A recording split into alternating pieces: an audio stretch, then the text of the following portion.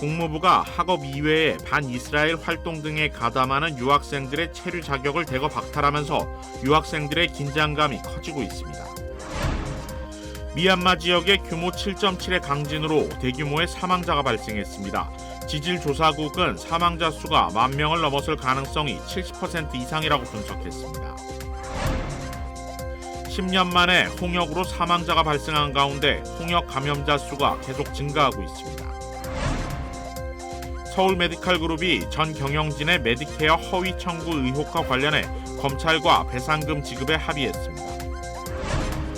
물가 오름폭이 커 소비 지출이 늘지 않으면서 경기 둔화 우려가 커지고 있습니다. 매일 아침 마리아, 샘, 알렉스, 에이미는 단지 비즈니스를 하는 게 아닙니다. 꿈을 만들어가고 있죠.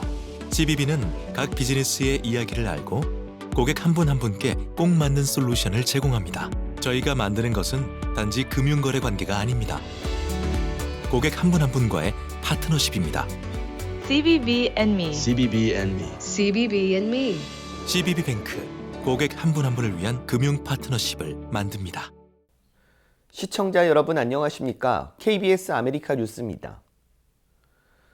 국무부가 유학비자 소지자들이 학업 이외 목적에 가담할 경우 가차없이 체류 자격을 박탈할 수 있음을 분명히 했습니다. 유학생들의 긴장감도 높아지고 있습니다. 보도에 이우수 기자입니다. 국무부 마르코 루비오 장관이 미국의 외교정책에 반하는 학생비자 소지자 300명의 비자를 취소한 가운데 그간 대학 캠퍼스 내에서 이뤄진 시위에 참여했던 전력이 있는 유학생들이 외부 활동을 억제하는 등 대응을 모색하고 있습니다. 국무부는 시위 당시 입수된 영상 자료를 조사하는 것은 물론 유학생들의 SNS를 분석해 가담자를 적발하고 있는 것으로 전해졌습니다. 유학생들을 대상으로 한 정부의 단속은 지속될 전망이지만 이들을 지켜줄 법적 테두리는 사실상 전무한 상태입니다. 학생비자 취소 대상자들은 국무부로부터 비자가 유효하지 않음을 알리는 안내문이 적힌 이메일을 받게 되는데 유학비자 소지자 중 졸업을 하지 못한 경우 임시 체류기간이 주어지지 않기 때문에 자칫 불체자로 전락할 수 있습니다. 학생비자 취소 통보를 받을 수 있습니다. 본인의 입학허가서 I-20가 취소가 되는지 여부가 중요합니다. 입학허가서까지 취소가 되면 학생 신분이 없기 때문에 미국에서 신분을 잃어버리시게 됩니다. 현행 이민법안에 따르면 학생비자와 입학허가서가 동시에 만료된 경우 당일 출국이 원칙입니다. 그러나 현실적으로 당일 출국하는 것이 어렵기 때문에 향후 무비자 입국의 길도 막히게 됩니다. 이민법 전문가들은 학생비자 소지자들의 경우 학업 이외 목적의 집회에 참석할 경우 향후 체류 신분에 문제가 될 수 있어 주의가 필요한 시점이라고 밝혔습니다. 지난해 국무부 산하 연구기관이 조사한 바에 따르면 미국 내에서 가장 많은 유학생을 보유한 국가는 33만 명을 둔 인도며 27만 명을 보유한 중국은 두 번째를 기록했습니다. 한국은 4만 3천여 명의 유학생을 보유해 세 번째를 기록했습니다. 대학가를 중심으로 유학생들에 대한 집중 단속이 이루어지면서 한국 유학생들의 불안감도 점차 커지고 있는 모습입니다. KBS 뉴스 이우수입니다. 불법 체류자 체포, 추방작전에 나선 이민세관 단속국 아이스 요원들이 거리에서도 반전 시위와 연관된 유학생을 체포하는 것으로 확인됐습니다. KBTV 전상희 기자가 보도합니다.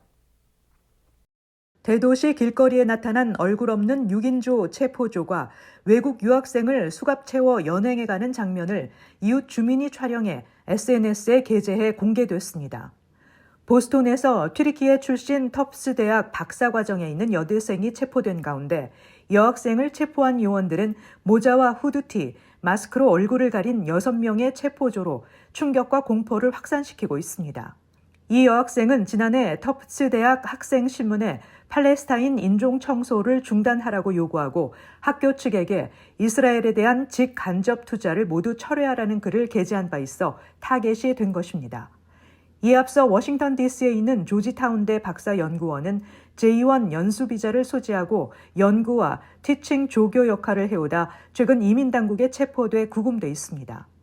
이 조지타운대 박사연구원은 인도 태생인데 부인이 팔레스타인 출신이어서 친하마스 선전물을 온라인으로 확산시킨 혐의로 국무장관이 비자를 취소하고 국토안보부가 추방 절차를 밟고 있는 것으로 확인했습니다. 또 다른 인도 출신 37세의 컬럼비아 대학 도시공학 박사 후보 여학생은 폴브라이트 장학생으로 미국에 와 5년째 박사 과정을 마쳤고 건축가로서 뉴욕대학 겸임 교수까지 맡고 있는데 대학가 반전 시위에 연루돼 유학생 비자가 취소됐다는 국무부 통보 이메일을 받았습니다. 영국과 감비아 이중 국적자인 커넬 대학원생은 지난해 친팔레스타인 시위에 참석했다는 이유로 학생 비자를 취소당하고 추방될 위기에 처했습니다. 한인 영주권자 컬럼비아 3학년 정윤서 양은 체포되기 전 트럼프 행정부를 상대로 소송을 걸어 일단 연방지방법원으로부터 체포 추방 일시 중지 명령을 받아냈습니다. ICE의 합법 체류자 타겟에서는 중동 아랍계뿐만 아니라 한국과 인도, 튀르키예 등 아시아 국가들과 독일, 영국 등 유럽 국가 출신들이 더 많은 것으로 나타났습니다. 영주권자들은 법원의 판결 없이는 추방당하지 않을 수 있어 정윤서 양처럼 법적 투쟁과 승리할 가능성도 있지만 유학생이나 연수생 등 합법 비자 소지자들은 국무장관이 공공안전과 국가 안보에 위협이 되는 인물로 판정하면 비자를 취소당하고 추방되며 5년간 미국 입국이 금지돼 주의가 요구되고 있습니다. 30대 한인 남성이 모친의 시신을 훼손하고 차량에 방치한 혐의로 체포됐습니다. KBTV 김은지 기자가 전합니다. 펜실베니아주 랑캐스터 카운티 검찰청과 경찰국은 31세 케빈 현 안 씨를 시신 훼손 혐의로 체포했다고 밝혔습니다. 이번 사건의 수사는 지난 24일 오후 3시쯤 펜타운시 프루필 파이크 인근 주택 앞에서 안 씨가 이상 행동을 보이고 있다는 신고가 접수되면서 시작됐습니다. 신고자는 안 씨의 여자 형제로 경찰에 따르면 이들은 평소 소원한 관계였습니다. 신고를 받고 출동한 경찰이 현장에 도착했을 때 용의자인 안 씨는 어머니의 도요타 차량을 몰고 떠난 후였는데 신고자는 경찰에 안 씨와 말다툼을 벌였고 차량 안 대시보드에는 쪽지가 있었다고 진술했습니다. 쪽지에는 어머니가 차 안에 있다. 죄송하다. 장례는 꼭 치러달라. 나는 제정신이 아니다. 용서해달라는 등의 내용이 적혀 있었습니다. 안 씨는 차량을 몰고 떠난 뒤 약 30분 후 다시 주택으로 돌아왔고 이때 신고자 부부는 안 씨가 운전한 차량 뒷좌석에서 의식을 잃은 모친을 발견했습니다. 피해자의 얼굴은 이미 보라색으로 변색되어 있었고 목에는 압박 자국, 눈 주위에는 출혈 흔적이 확인됐으며 피해자는 안 씨와 신고자의 어머니로 확인됐습니다. 도주 중이던 안 씨는 사건 현장에서 약 0.5마일 떨어진 곳에서 체포돼 랑캐스터 카운티 교도소에 구금 중이며 예비 심리는 내달 1일입니다. 검찰 측은 현재는 시신 훼손 혐의만 적용된 상태지만 부검 결과에 따라 추가 혐의 적용 가능성도 배제하지 않는다고 밝혔습니다. KBTV 뉴스 김은지입니다.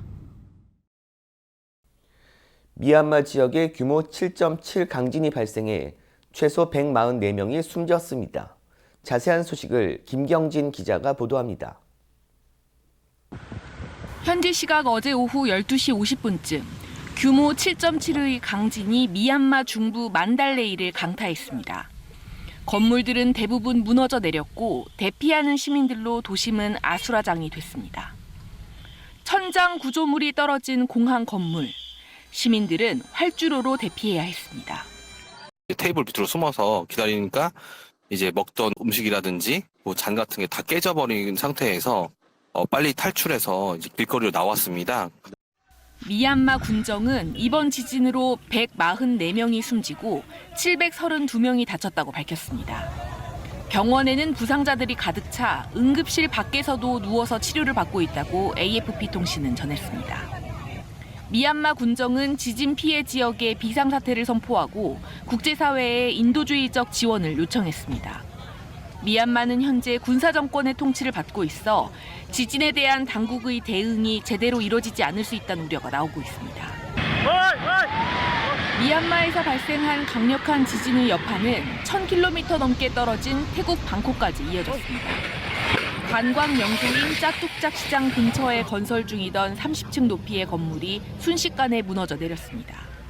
이 사고로 최소 4명이 숨지고 9명이 다쳤으며 117명이 매몰됐다고 태국 구조대는 밝혔습니다.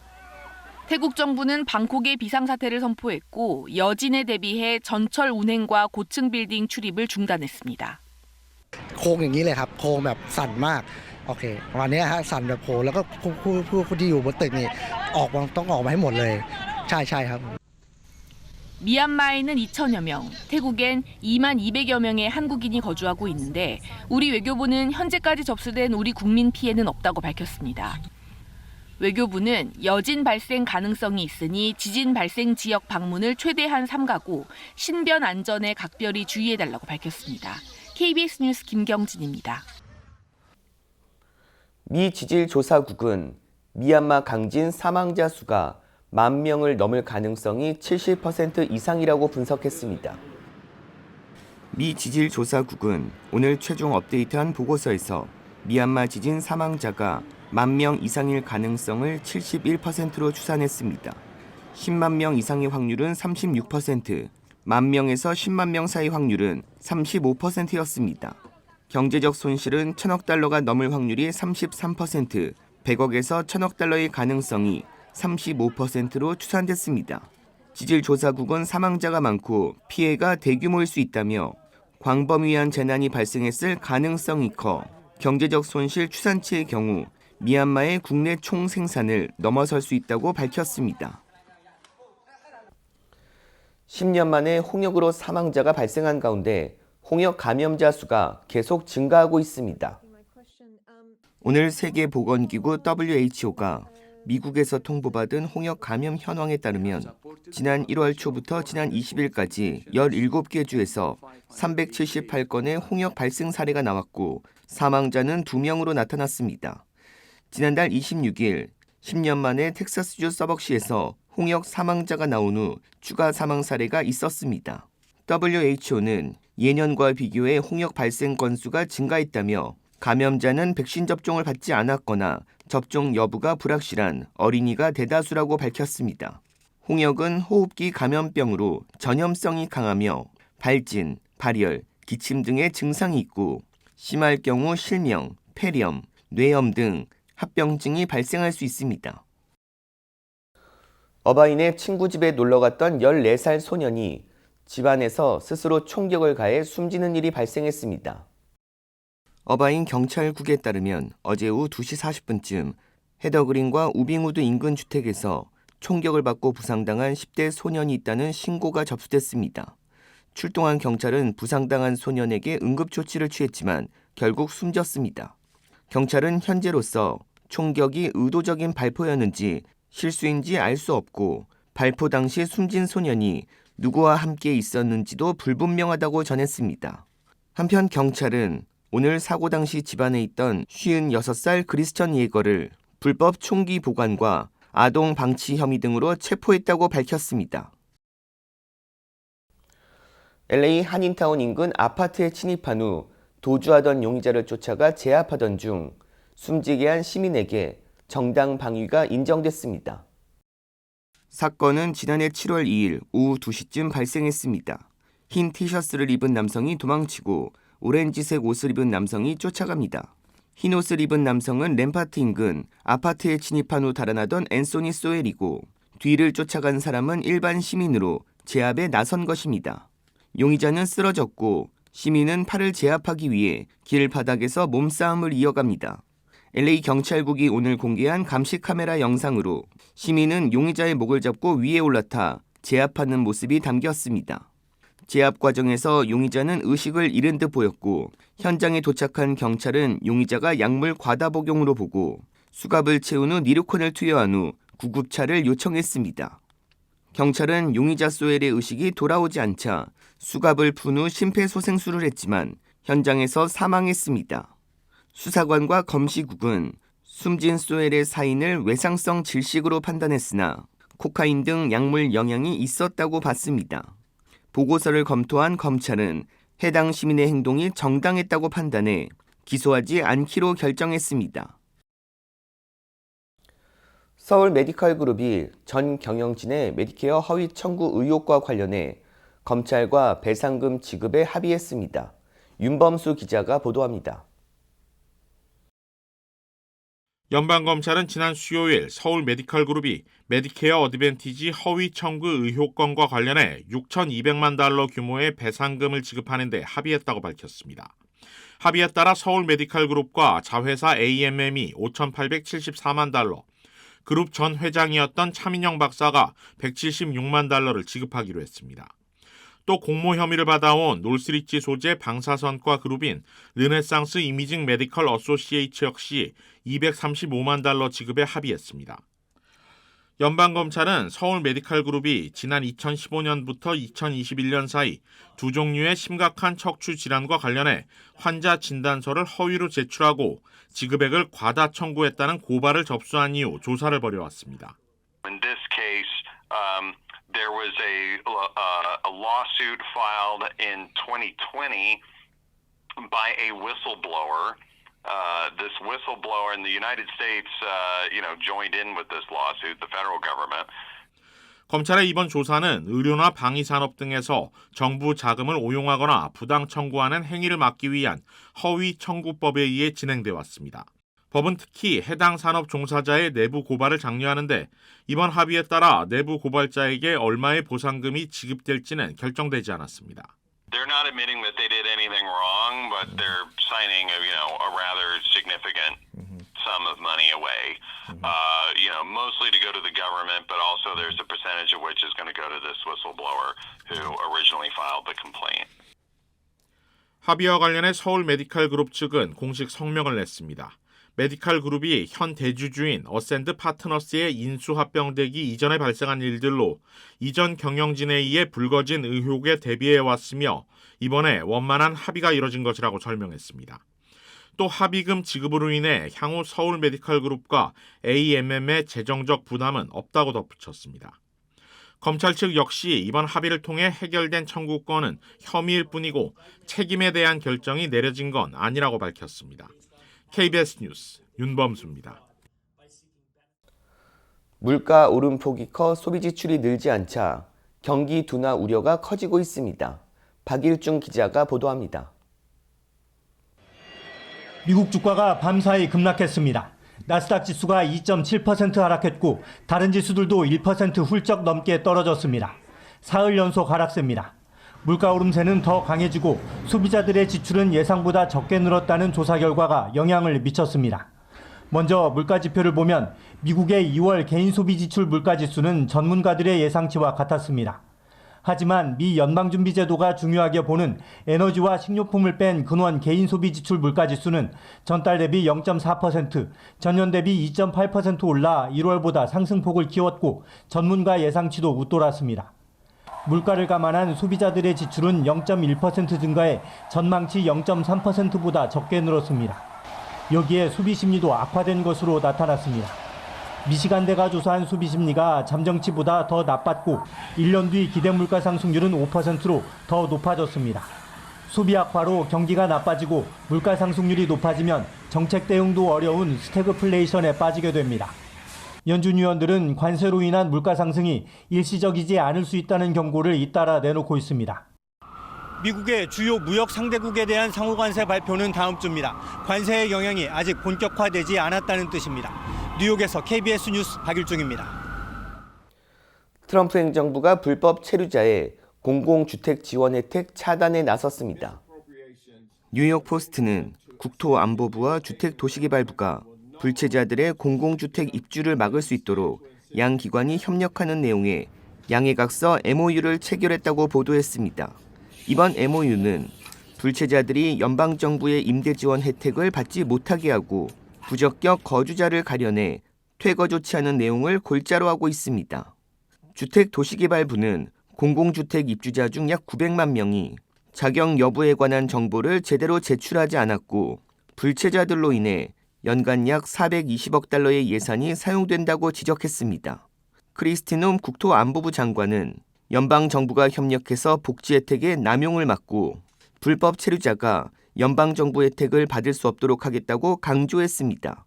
이번 단속 강화는 퇴역군인 등 도움을 필요로 하는 미국 시민들의 주거 편의를 높이기 위한 조치로 해석되고 있습니다. 뉴저지 럼버트 지역 시장이 어린 자녀를 태우고 음주운전을 하다가 경찰에 체포됐습니다. KBTV 주현우 기자입니다. 뉴저지 벌링턴 카운티 경찰은 지난 3월 17일 오후 5시 40분경 뉴저지 럼버튼 시장이 음주운전을 하다가 적발돼 체포됐다고 밝혔습니다. 체포 당시 라플라카 시장의 조수석 쪽 사이드미러는 크게 훼손된 상태였습니다. 수사당국은 라플라카 시장을 음주운전 및 아동복지법 위반 혐의로 기소했습니다. 경찰이 조수석 사이드미러는 왜 훼손됐는지를 묻자 라플라카 시장은 원래부터 그랬다고 답했다가 자신도 모르겠다고 말을 바꾸기도 했습니다. 경관들은 간이 음주 테스트를 진행했으며 이때도 라플라카 시장은 균형을 잃고 비틀거렸습니다. 라플라카 시장의 차량 내부에서는 알코올이 담긴 물병과 작은 술병이 발견됐습니다. 체포 이후 라플라카 시장의 남편인 제이슨 카트는 SNS를 통해 그녀가 오랫동안 알코올 중독 문제를 겪어왔다고 밝혔습니다. 이에 지역 주민들 및 럼버튼 타운십 위원회는 라플라카 시장의 시장직 사퇴를 촉구하고 나섰습니다. 라플라카 시장의 법원 출석일은 오는 15일로 예정돼 있습니다. KBTV 뉴스 주현우입니다. 에어프레미아가 어제 자사 치료기를 도입했다고 발표했습니다. 신규 도입한 치료기는 올해 첫 번째 도입기로 보유 중인 보잉 787-9 드림라이너와 동일 기종입니다. 좌석 클래스는 프리미엄 이코노미 35석, 이코노미 309석 등 총 344석으로 구성되어 있습니다. 해당 비행기는 상업 운항을 위한 관계 기관과의 점검을 마친 후 운항을 시작할 예정입니다. 에어프레미아는 이번에 도입한 치료기와 앞으로 도입될 항공기를 활용해 운항 안전성을 확보하고 기존 노선의 증편을 진행해 운항 스케줄을 확대한다는 계획입니다. 에어프레미아는 올해 예정된 2대의 항공기가 모두 도입되면 운항 안전성은 물론 고객의 이동 편의가 높아질 것이라며 안전과 정실성을 확보하기 위해 최선을 다하겠다고 전했습니다.